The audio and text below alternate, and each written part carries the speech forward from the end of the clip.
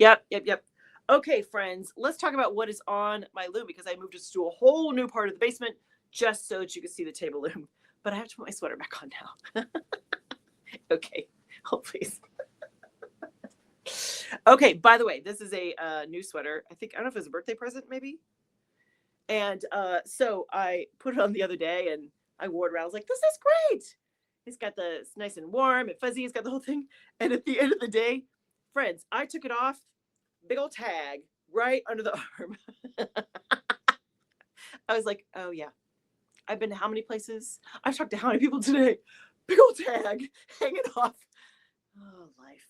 Oh, life. Okay, friends, let me show you why I dragged you over to this part of the basement. I tried to like clean up this section. Don't look at all the stuff on the ground there. Don't just pretend that's not there. Okay, so table loom. I'm here at the table loom. I am doing ukulele towels. And you may think, Chris, I'm having deja vu. Haven't you already done ukulele towels? The answer is I absolutely have. However, the number of ukulele towels that I need to do is 20. And the first batch gave me about 10. And we haven't sewn them up yet. This is the first batch, the jelly roll of ukulele towels.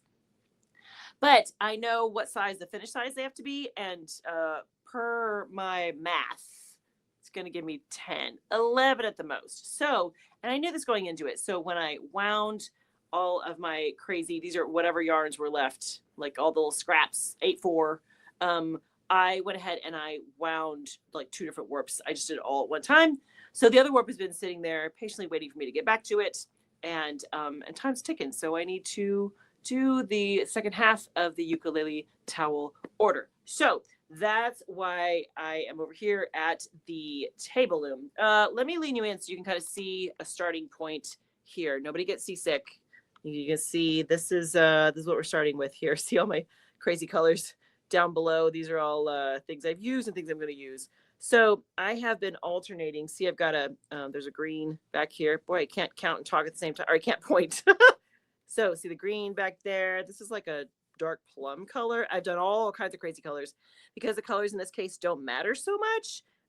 The idea is just to have a fun, narrow, we're calling them towels, but something that will lay over the strings of a ukulele in its case. That's the whole idea. Now, what's nice is that a lot of these will go to folks that live in Florida, so then they could also use it if they're sweaty, if to protect the instrument, all this kind of thing. So that is the idea. Now, here is what is entertaining and a challenge here, and I need your help on, is that I don't know if you can see, but I can't put my fingers through there. I am running out of room underneath the underneath my my project here. Now, you may be thinking, well, Chris, if only you didn't use brown craft paper in between each of the rotations. Well, friends, it's so narrow that I got really nervous about if I'm not exactly stacking it on top, that's going to affect the tension. And I've had a couple little tension blips anyways already. So that's why I wanted to put the paper in, just to kind of make sure everything was winding on itself evenly. But I'm running out of room here. Like I can't fit my fingers in there. So, and there's still a lot that I have to weave. So here is my question. Have you run into this problem before? And how do you solve it? Do you just prop up the front of the loom so that you have more room? What suggestions? I am up for suggestions, friends, because originally I thought, oh, maybe I'm close and I can finish for Live at the Loom. We can cut it off together. Oh, sweet. Just what's the word? Disillusioned? Yeah, no, it's not. I'm not close. I don't know if you can see. Can I tilt you that way so you can see the back maybe?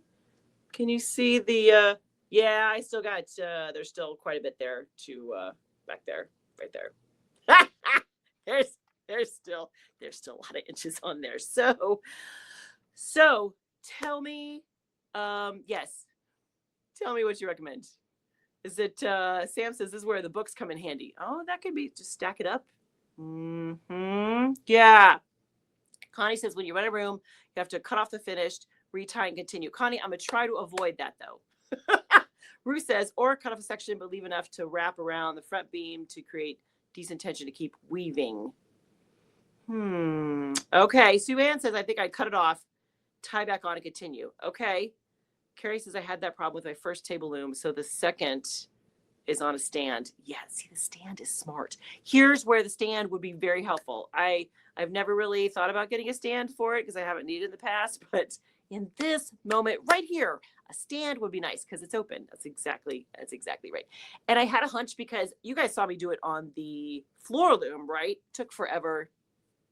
I mean, I don't even know how many yards it ended up being after it's a lot.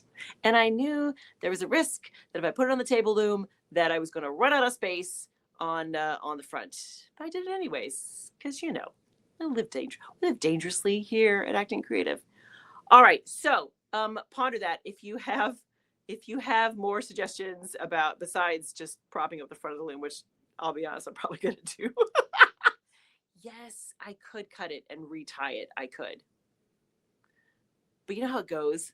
Am I going to cut it right in the middle of where a ukulele towel would fit? Does that mean that I'm short one? I don't know. You start to spiral.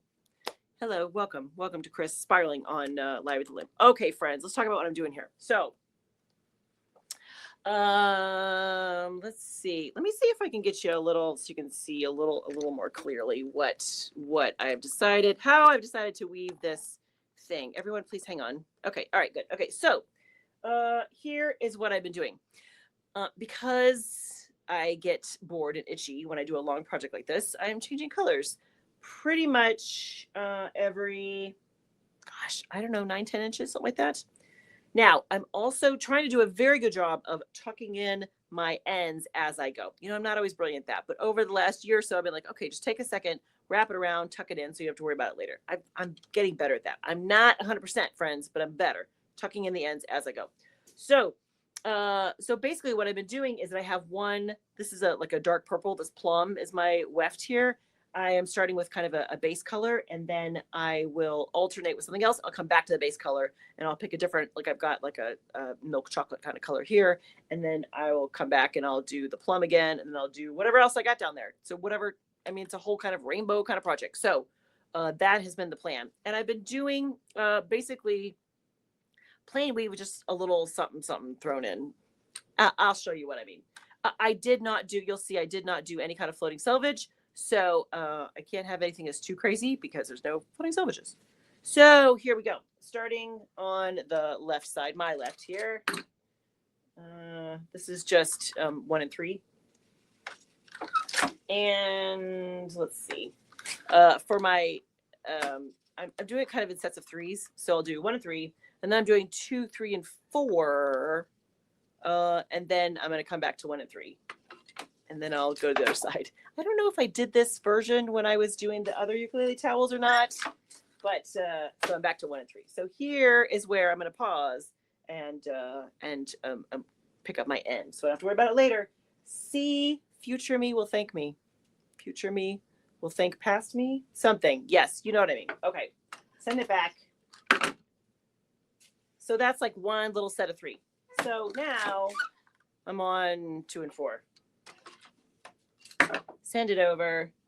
I'll do 1, 2, 3, just like that.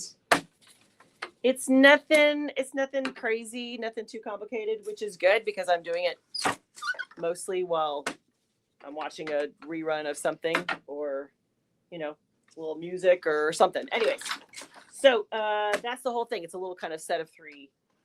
So as I go through and I'm not measuring each color exactly 9 inches. I'm not worried about that. But basically when I forward it twice, that's kind of how my that chunk goes, is that once I forward this color twice, then I'm done. I switch colors. So it's very kind of organic, intuitive. When it's done, friends, we will take the roll and I'm going to say, Dinah, measure 22 inches and put in hems, and Bob's your uncle. That's the whole thing. It is it's very kind of loosey-goosey, but fun because so many colors. And sometimes projects are fun when they're not real structured, if that makes sense. You know what I mean, right? Don't get me wrong. I like to have the challenge of planning all the things, exactly how they're written and the complicated pattern and all the stuff. That's fun. However, on occasion, you need something that you can just roll with. Thus, why on the other loom is still the Danish medallions. That would be the thing. Okay, let me show you what I just did. So here's the. So I just did this little section right here, and I don't know if you can kind of see. You can probably see better down here in the dark ones, but you see my little kind of bunches of 3. That's kind of the theme for this. But what'll happen is I will weave till I'll weave until I can't weave anymore, and I'll forward it, and then I'll forward it again, and then I'll change colors back to the dark plum, and I will carry on. Fa la la la la. That is the whole thing. That is that is the whole project today. That's what I got, friends. So let me know.